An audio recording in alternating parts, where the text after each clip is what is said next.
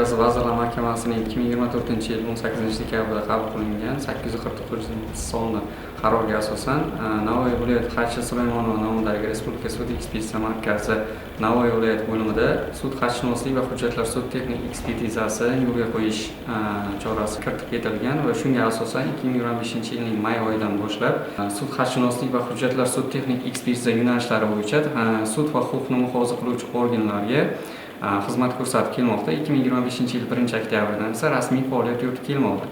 Hozirda ushbu sud xatshunoslik ekspertizasi hamda hujjatlar sud texnik ekspertizasida asosan bunda imzolar, qo'lyozma yozuvlar, qo'lyozma matnlar hamda muhr, shtamplar, turli xil ko'rinishdagi valyuta qimmatliklari, aksiz markalar bo'yicha tadqiqotlar o'tkazib boriladi.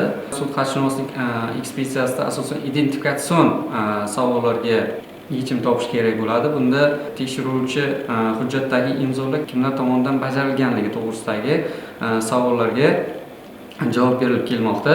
Hamda jismoniy va yuridik shaxslarning murojaatlariga asosan pullik xizmat asosida mutaxassis fikri berilib kelmoqda. Biza ko'zimiz bilan aniqlanmaydigan narsani mana bu 25 martagacha kattalashtiradigan stereoskopik mikroskop yordamida aniqlaymiz. 2025-yil 8-sentyabrda sud ekspertlik faoliyatini takomillashtirish hamda sohaga zamonaviy texnologiyalarni joriy etish chora-tadbirlari to'g'risida prezident qarori chiqdi.